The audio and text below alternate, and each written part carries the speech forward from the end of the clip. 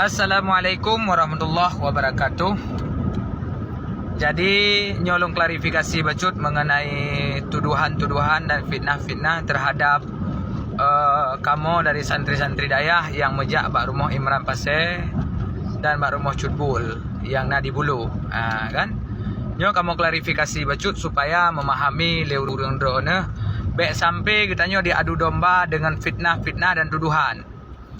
Jadi kamu dalam rangka mejak bak rumah Imran Pasir nak untuk kamu meminta kepada Imran Pasir agar dia meminta maaf yang telah menghujat, memfitnah dan mencaci maki Ayah Sub.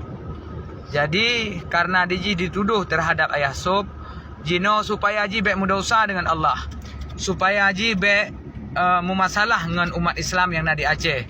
Nyo hana berkaitan dengan partai politik, hana berkaitan dengan politik.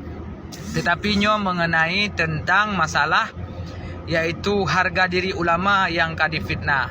Jadi kamu jak kenan cuma kamu minta, bahkan kamu kalau merempok dengan urun Tuhan, dengan Pak Gesi lang kampung, kamu akan mejak minta karu, kamu hanya meminta agar Imran Pasir segera mengklarifikasi, meminta maaf atas tuduhan-tuduhan ji terhadap Ayah Sub. Nah, jadi jika memang ji telah diklarifikasi, meminta maaf atas kesalahan dan kesilapannya terhadap tuduhan kepada Ayah Sub, nyo perkara dan masalah ji kaglah. Karena kamu nyo mejak baji berdemi Allah hana mi apakah mulha dan sebagainya sebagai tuduhan dan fitnah. Sedangkan kamu mejaknyo hanya untuk meminta kepada ji tolonglah yang kan hina ulama, yang kan caci maki ulama, nyo fitnahnya hanglah sampai singoh huru akhirat dengan Allah.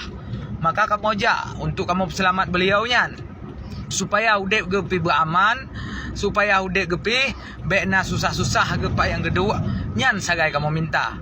Jadi bukan karena kamu benci terhadap beliau, tidak.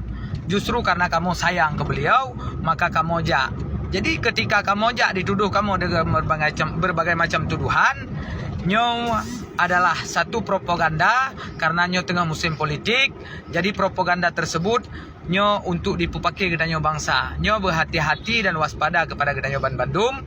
Nyo enok manteng, mudah-mudahan kedanyo bisa memaklumi dan mengerti apa yang Tuhan sampaikan. Wabillahi taufik wal hidayah. Wassalamualaikum warahmatullahi wabarakatuh.